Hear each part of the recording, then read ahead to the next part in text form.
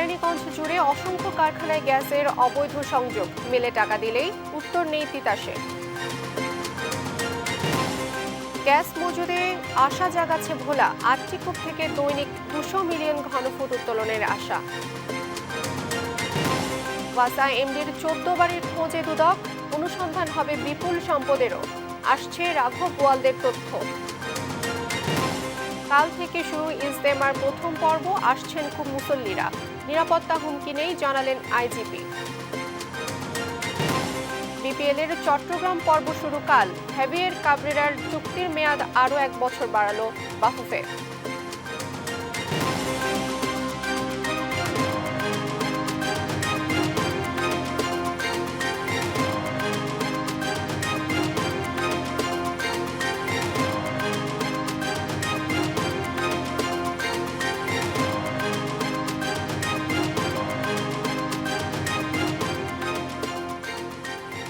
শুভেচ্ছা, আমন্ত্রণ সংবাদ সকালে। বলছিলাম সংবাদ শিরোনাম, সঙ্গে আছি আমি লাইলা ডরিন। এবারে বিস্তারিত।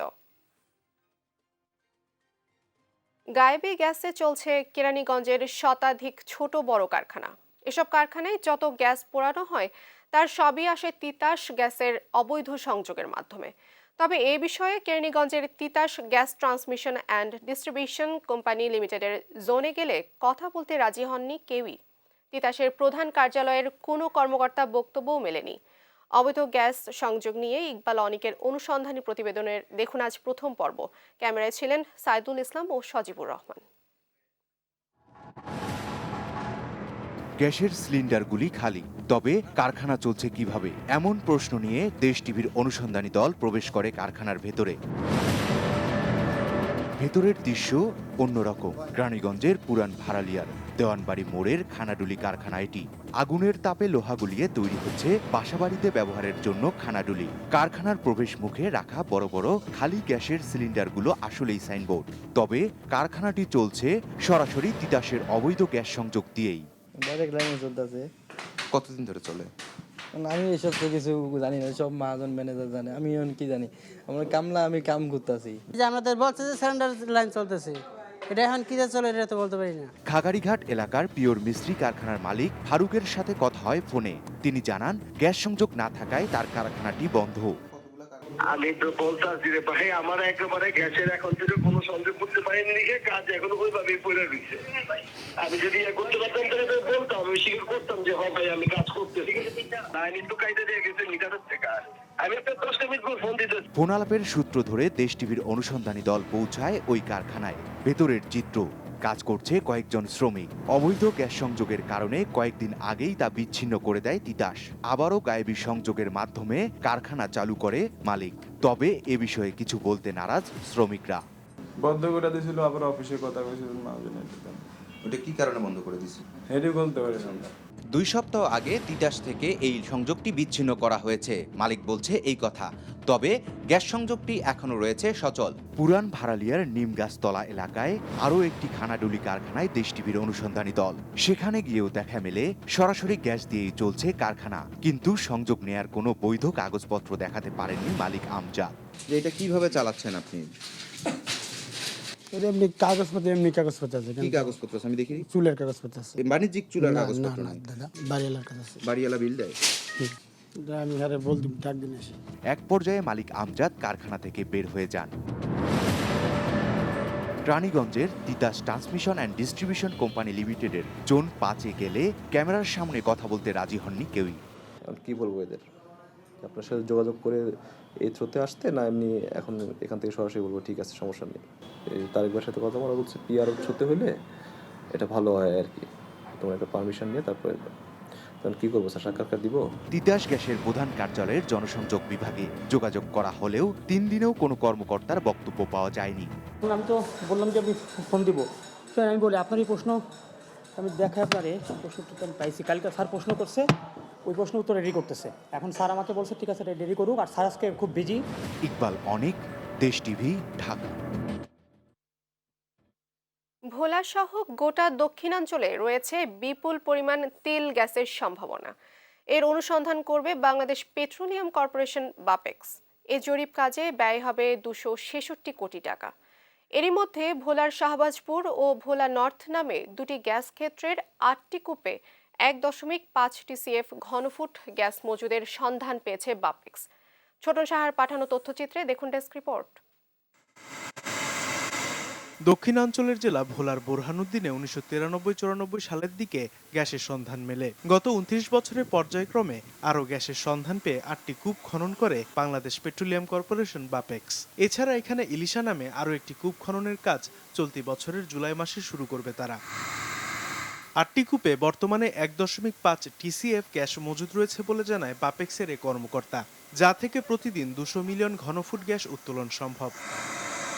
ভোলার গ্যাসের তথ্যের ভিত্তিতে দক্ষিণাঞ্চলের জেলাগুলোতেও বড় সম্ভাবনা দেখছেন বাপেক্সের এই কর্মকর্তা।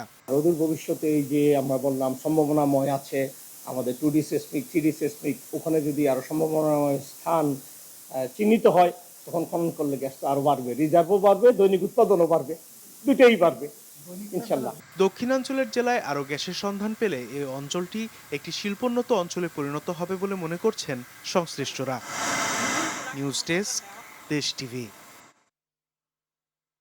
যুক্তরাষ্ট্রে ঢাকা ওয়াসার এমডি তাকসিম এ খানের 14 বাড়ির খোঁজে নেমেছে দুর্নীতি দমন কমিশন দুদক। একই সাথে কিভাবে বিপুল পরিমাণ অর্থ পাচার করেছে সেই রহস্য উদ্ঘাটন করতে চায় সংস্থাটি। যদিও যুক্তরাষ্ট্রে 14 বাড়ির খবর ভিত্তিহীন বলে দাবি করেছেন ওয়াসার আলোচিত এমডি রাঘব বোয়াল। আরও অনেকের দুর্নীতির তথ্যও আছে দুদকের কাছে। মহিউদ্দিন আহমেদের রিপোর্ট। প্রায় 13 বছর আগে ঢাকা ওয়াসার এমডির দায়িত্ব নেন তাকসিম এ খান। দায়িত্ব নেওয়ার পর থেকে দুর্নীতির নানা অভিযোগ উঠতে থাকে তার বিরুদ্ধে। এসব অভিযোগ আসে দুদকেও। সম্প্রতি একটি জাতীয় দৈনিকে ওয়াসার এমডির 14 বাড়ির খবর বের হওয়ার পর নতুন করে আলোচনায় আসে তাকসিমের দুর্নীতি। নড়েচড়ে বসে দুর্নীতি দমন কমিশনও। সিদ্ধান্ত নেয় তাকসিমের দুর্নীতি অনুসন্ধানের পাশাপাশি তার বাড়ি ক্রয়ের টাকার উৎস ও অর্থ পাচারের রহস্য উদ্ঘাটনের। তবে অনুসন্ধানের সিদ্ধান্ত নেওয়া হলেও আপাতত এ বিষয়ে কথা বলতে চায় না দুদক। আমি কোনো কমেন্ট করতে পারবো না, সিদ্ধান্তটা কমিশন জানে, বিষয়ে কোনো কমেন্ট দিব না এখন। যদিও যুক্তরাষ্ট্রে 14 বাড়ির খবর প্রকাশের পর তাকসিম এ খান দাবি করেন তার বিরুদ্ধে ওঠা অভিযোগ ভিত্তিহীন। এখানের মধ্যে একটাতেও ওই যেটা আমার স্ত্রীর বাড়ির মানে অ্যাপার্টমেন্ট ছাড়া কোনোটার মালিকানা নাই। অতএব 14টা বাড়ি মালিকানা সম্পূর্ণ মিথ্যা কথা। তাকসিমের দুর্নীতি খুঁজতে গিয়ে এর মধ্যে আরো কয়েকজন রাঘব বোয়ালের দুর্নীতির তথ্য পেয়েছে দুদকের কর্মকর্তারা। মহিউদ্দিন আহমেদ, দেশ টিভি, ঢাকা। আজ মৌসুমের সর্বনিম্ন তাপমাত্রা রেকর্ড করা হয় চুয়াডাঙ্গায়। সকাল 6টায় সেখানকার তাপমাত্রা ছিল 6.5। শীতের খবর জানাতে এবারে পঞ্চগড় থেকে সরাসরি যুক্ত হচ্ছেন রাশেদুজ্জামান বাবু।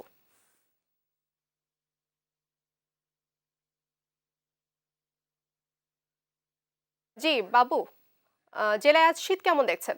হ্যাঁ, ধন্যবাদ দর্শী। আসলে আপনি বরাবরই জানেন আপনাকে যে পঞ্চগড়ে শীত কিন্তু প্রতি বছরই কিন্তু তীব্রতা থাকে সবচেয়ে বেশি, যেই কারণে কিন্তু প্রতি বছরই দেশের সর্বনিম্ন তাপমাত্রা কিন্তু এই পঞ্চগড়ে বিরাজ করে। আমরা গতকালকে যদি বাদ দিই, গত দুদিন আমরা দেখেছি যে সর্বনিম্ন তাপমাত্রা বিরাজ করেছিল কিন্তু এই পঞ্চগড় জেলায়, অর্থাৎ 6.9 ডিগ্রি সেলসিয়াস। অর্থাৎ এই মৌসুমে কিন্তু এই পঞ্চগড়ে কিন্তু এটাই সর্বনিম্ন তাপমাত্রা ছিল।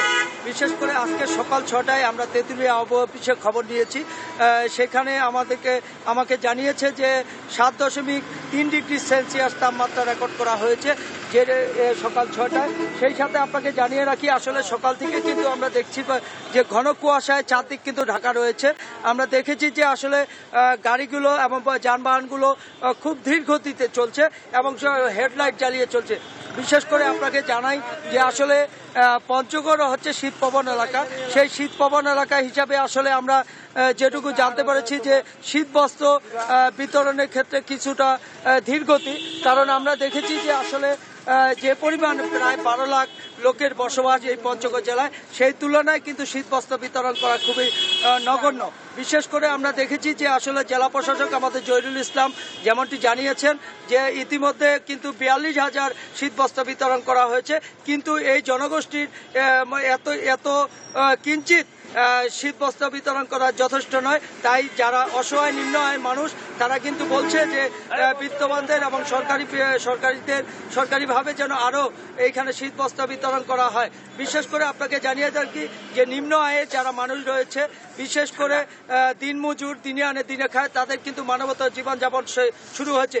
আমরা যদি আরেকটু বলতে চাই, আসলে কয়েকদিন থেকে 6-7 দিন থেকে আমরা দেখতেছি যে কুয়াশা তো রয়েছেই, পুরো পঞ্চগড় জেলা ঢেকে নিয়েছে। পাশাপাশি আমরা দেখছি যে শিশির ঝরছে, যেই কারণে কিন্তু সে হিমেল হাওয়া এবং শিশির এবং কুয়াশা তিনে কিন্তু এই ঠান্ডাটাকে আরো প্রকট করে তুলেছে। বিশেষ করে আমরা জানি যে এই পঞ্চগড়ে আসলে এই শীতজনিত রোগের সংখ্যা বাড়ছে। আমরা পঞ্চগড় আধুনিক সদর হাসপাতালের শিশু বিশেষজ্ঞ মনোয়ার হোসেন বলেছেন যে শীতজনিত রোগীর সংখ্যা বাড়ছে। এই ছিল পঞ্চগড় থেকে আমার কাছে সর্বশেষ সংবাদ। বাবু, আপনাকে অসংখ্য ধন্যবাদ। দর্শক, পঞ্চগড় থেকে যুক্ত ছিলেন সহকর্মী রাশিদুজ্জামান বাবু। শুক্রবার টঙ্গীতে শুরু হচ্ছে বিশ্ব ইজতেমার প্রথম অংশ। এরই মধ্যে মুসল্লিদের পদচারণায় মুখর তুরাগ পাড়। মুসল্লিদের দেখভালে ইজতেমা ময়দানে কাজ করছেন কয়েক হাজার স্বেচ্ছাসেবক। ইজতেমায় আগত মুসল্লিদের জন্য বিশেষ নিরাপত্তা ব্যবস্থা রাখা হয়েছে বলে জানিয়েছে পুলিশ। এম নজরুল ইসলামের তথ্য ও ছবিতে দেখুন ডেস্ক রিপোর্ট। বিশ্বের দ্বিতীয় বৃহত্তম ধর্মীয় জমায়েত তবলিগ জামাতের বিশ্ব ইজতেমা শুক্রবার থেকে শুরু হতে যাচ্ছে ইজতেমার প্রথম পর্ব, যেখানে মিলিত হবেন লাখো মুসল্লি। 2 পর্বের ইজতেমা আয়োজনে প্রস্তুতি শুরু গেল অক্টোবর থেকে। বিশাল কর্মযজ্ঞে অংশ নেন হাজার হাজার স্বেচ্ছাসেবী। মেহমান আসতেছে, আমরা এলাম বাংলাদেশি যারা আছি এলাম মেজবান, বলছে মেজবানের জিম্মাদারি হলো মেহমানকে সম্মান করা। সারা দুনিয়া থেকে যে মানুষগুলো আসতেছে, বলছে এই মানুষগুলোকে ইমানি মেহনত নিয়ে আসতেছে, ইমান শিখার জন্য আসতেছে আমাদের দেশে। সীমিত সময়ে মানুষ মেহনত করে কিভাবে অনন্তকালে কামিয়াবি হবে, এই জন্যই মেহনত ছিল। আমি কিন্তু প্রবাসে থাকি, প্রবাসে থেকে আসছি আজকে আল্লাহরে রাজি খুশি করার জন্য আমরা আসছি। ইজতেমা ময়দানে ও আশপাশের এলাকা পরিণত হবে জনসমুদ্রে। দেশ বিদেশ থেকে আগত লাখো মুসল্লিদের থাকা খাওয়ার সুবিধা দিতে দিনরাত পরিশ্রম করে যাচ্ছেন স্বেচ্ছাসেবীরা। আমরা মরার পরে কি নিয়ে কবরে যাবো, একমাত্র উদ্দেশ্য হলো এখানে আসা, আল্লাহর কাছে দোয়া করা এবং আল্লাহর রাস্তায় সময় দেওয়া। সকল মুসলমান ভাইদেরকে এই উসিলা যাতে দিনের ভিতরে আসার জন্য আল্লাহ তৌফিক দেয়। সারা দুনিয়ার মানুষ এই বিশ্ব ইজতেমার ময়দানে আসবে এবং এই বিশ্ব ইজতেমার রহমত বরকতের দ্বারা সারা দুনিয়ার মানুষ উপকৃত হবে এবং আমরা উপকৃত হব, লাভবান হব এবং দুনিয়া ও আখিরাতের উভয় জনের সুখ শান্তি সফলতা কামিয়াবির জন্যই আমরা এই বিশ্ব ইজতেমার ময়দানে আসার আমাদের উদ্দেশ্য। সিলা শেষ করে আছি, এখন আমরা টঙ্গীর ময়দানে আসছি, আমরা কিভাবে আল্লাহরে পাইতে পারি, গুনাহ মাফ করার জন্য আল্লাহর কাছে, এই জন্য সব একত্র হয়ে ইজতেমার মাঠে। মুসল্লিদের নিরাপত্তায় মাঠে থাকছে আইন শৃঙ্খলা বাহিনীর সদস্যরা। এরই মধ্যে তৈরি করা হয়েছে কয়েক স্তরের নিরাপত্তা বলয়। ওয়াচ টাওয়ার থেকে পর্যবেক্ষণ করা হচ্ছে মানুষের গতিবিধি। ইজতেমা ময়দান পরিদর্শন শেষে পুলিশ প্রধান জানিয়েছেন নিরাপত্তায় কোনো হুমকি নেই। ইজতেমায় আগত দেশি বিদেশি লক্ষ লক্ষ মানুষ এখানে যারা আসবেন, তারা যাতে সুন্দরভাবে ইজতেমা অনুষ্ঠানে তারা অংশগ্রহণ করতে পারেন এবং তারা সুন্দরভাবে যাতে এখান থেকে প্রস্থান করতে পারেন, তাদের আগমন, অবস্থান এবং প্রস্থান নিরাপদ এবং চমৎকার করার জন্য আমরা বিভিন্নমুখী পদক্ষেপ গ্রহণ করেছি। যেমন গাজীপুর মেট্রো, র্যাব এবং আমাদের ডিএমপি, আমরা সবাই ট্রাফিকের ব্যবস্থা নিয়েছি। সেনা সদস্যরা ব্যস্ত নদীর ওপার দিয়ে মুসল্লিদের যাতায়াত সুবিধার্থে কয়েকটি বেলি ব্রিজ তৈরির কাজে। পাশাপাশি কাজ করছে মুসল্লিদের জন্য বিশুদ্ধ খাবার পানি সরবরাহ নিশ্চিত করতে। এছাড়া ময়দান ও আশপাশের এলাকায় ধুলাবালি পরিষ্কারের কাজ করে যাচ্ছে Gazipur city corporation. News desk, দেশ টিভি। দেশের প্রধান সমুদ্র বন্দর চট্টগ্রামে এখন থেকে ভিড়তে পারবে বড় জাহাজ। এতে করে আমদানি রপ্তানি বাণিজ্যে ইতিবাচক প্রভাব পড়ার পাশাপাশি পণ্য পরিবহন খাতে সাশ্রয় হবে কোটি কোটি ডলার।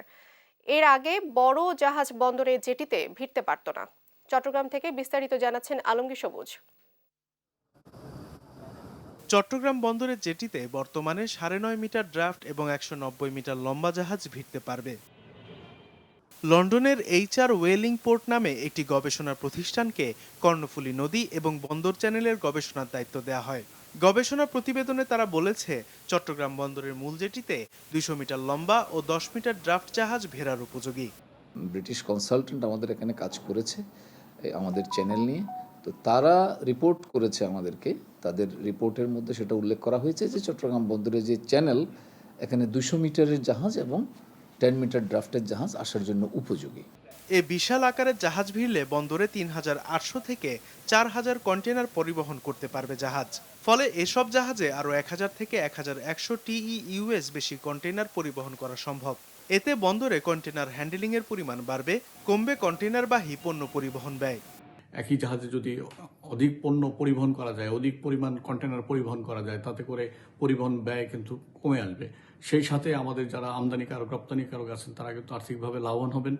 চলতি মাসের শেষের দিকে বড় জাহাজ ভিড়বে চট্টগ্রাম বন্দরে। আমরা আশা করছি জানুয়ারি মাসের শেষের দিকে হয়তো আমরা ইউজারদের জন্য বা যারা ওয়েবসাইটে দেব আমরা, এবং যারা শিপিং এজেন্টরা আছে, যারা যে সমস্ত জাহাজ ফরেন প্রিন্সিপালদের সাথে কাজ করে এবং লোকাল এজেন্ট হিসেবে যারা কাজ করে, তাদের মাধ্যমে সকলে জানতে পারবে যে চট্টগ্রাম বন্দরের পারমিসিবল ড্রাফট এবং লেন্থ লিমিট কত। ২০১৫ সালের জানুয়ারি থেকে বন্দরে বর্তমান ড্রাফট ও লেংথের জাহাজ নোঙর করে। এর আগে বন্দরে আরও ছোট জাহাজ ভিড়ত। অপেক্ষাকৃত ছোট জাহাজ ভিড়লে পণ্য পরিবহন খরচ বেড়ে যায়।